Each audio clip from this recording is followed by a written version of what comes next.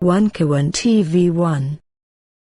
Nanti semua, baik penggugat maupun tergugat, silakan membawa KTP dan fotokopi. Ya, bagi yang belum lengkap, sidang berikutnya dilengkapi. Gitu ya.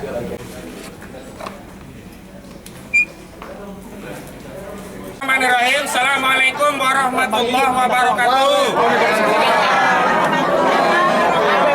Pertama-tama saya ucapkan banyak terima kasih kepada para penggugat, ibu-ibu, bapak-bapak juga yang mendukung perjuangan ini. Allah Akbar. Juga salam saya kita semua bagi seluruh rakyat Banten. Hari ini kami hadir di Pengadilan Negeri Jakarta Pusat pada hari Senin 16 Desember 2024, tidak untuk dan atas kepentingan kami pribadi, tapi ini demi kepentingan saudara-saudara kami yang ada di Banten yang mengalami kezaliman, dirampas tanahnya melalui proyek Pantai Dakapu 2 yang di PSN-kan atau berdalih PSN.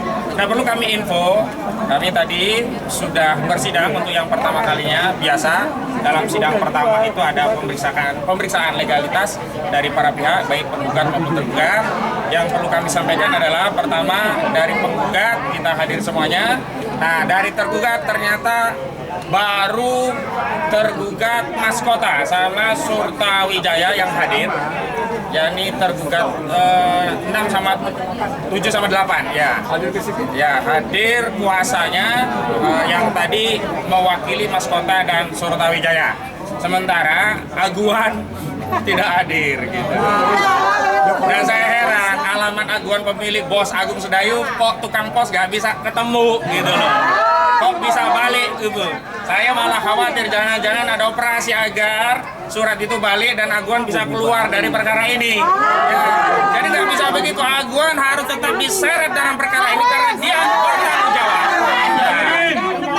Yang kedua, tadi untuk Antoni Salim di Sawah Besar sampai suratnya diterima sehingga panggilannya dianggap sah dan patut. Kemudian Erlangga Hartarto diterima satpamnya, tapi juga dianggap sah dan patut.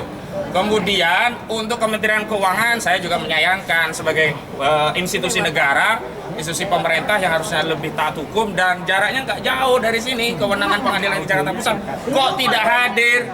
Padahal dia tidak kami tuntut, tapi untuk menerima duit dari gugatan ini yang nilainya 612 triliun rupiah. Ini gimana Kementerian Keuangan mau dikasih duit kok nggak datang gitu ya? Baik. Dan tadi kami sudah jelaskan juga prinsipal yang hadir adalah Bang Edi Mulyadi, juga dari ada Mama ARL, ada Bu Mendo dan yang lainnya, termasuk dari Forum Purnawirawan Pejuang Indonesia. Ada Pak Kolonel Purnawirawan Sugeng Waras, ada Pak Muhammad Nursam, ada Pak Sararat dan yang lainnya. Nah, nanti Pak Sunarko juga hadir. Masya Allah, memberikan dukungan pada kita semua. Selamat siang, Jenderal. Ya, dan penundaan tadi ini adalah sidang paling lama penundaannya yang pernah saya alami. Ditunda 1 tahun. Jadi tadi karena majelis hakimnya cuti, cutinya dimulai minggu depan, minggu berikutnya masih cuti karena Nataru ya, Natal dan Tahun Baru, sehingga sidang ditunda untuk 3 minggu kembali pada tanggal 6 Januari 2025. Jadi ini kita ditunda 1 tahun. Nah, agenda selanjutnya adalah masih pemanggilan pihak-pihak yang tadi sudah dipanggil patut tapi tidak hadir. Oh ya, saya lupa, Joko Widodo. Jadi surat panggilan kepada Joko Widodo di Desa Sumber, daerah Sulu sana juga sampai dan diterima. Tapi kita tahulah kalau si Raja Nimbul itu pasti gak datang. Tapi tetap kita panggil karena ini kewajiban kita sebagai warga negara memanggil seorang Jokowi lewat lembaga peradilan. Kalau saya panggil sendiri kan nggak bisa. Jangan sampai keduluan dipanggil malaikat pencabut nyawa. Jadi mudah-mudahan saudara Joko Widodo pada sidang selanjutnya bisa hadir atau setidak-tidaknya menunjuk surat kuasa untuk lawyer. Tapi dengan catatan, karena dia bukan presiden, nggak boleh pakai jaksa agung loh. Jangan pakai jaksa agung. Jangan pakai sampai. Jangan pura-pura lupa Anda bukan presiden lagi.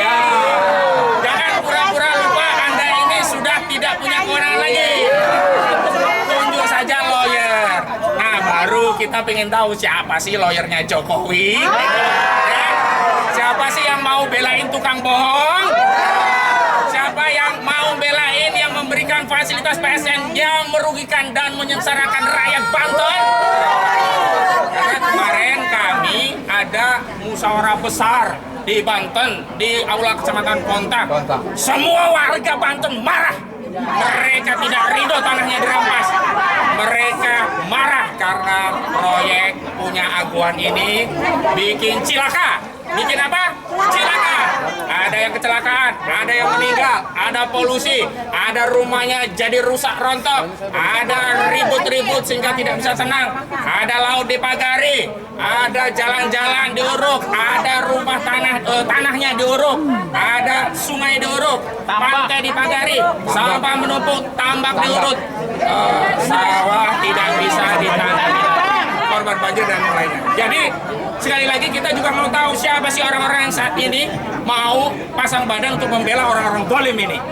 Catat semua orang-orang yang membela orang-orang dolim, dan mudah-mudahan oleh Allah orang-orang dolim ini disibukkan dengan sesama orang dolim. Dan yang paling penting nanti kita akan beri kesempatan pada lawyer-lawyer lain juga kepada prinsipal. Saya ingin tegaskan, negara ini adalah negara hukum. Negara ini saat ini presidennya Prabowo Subianto. Negara ini bukan negaranya Aguan.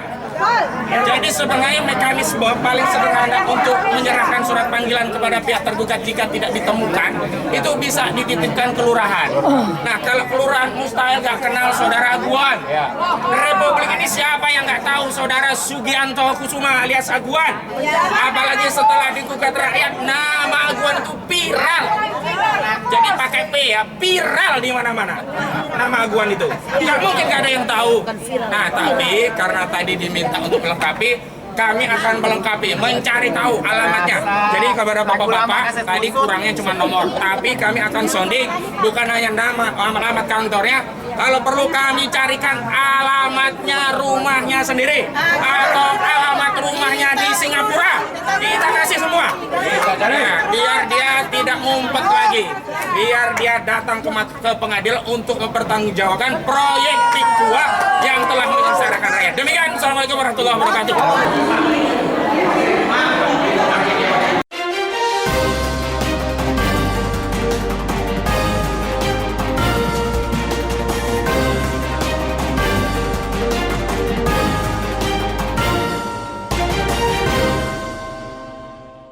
One Kawan TV 1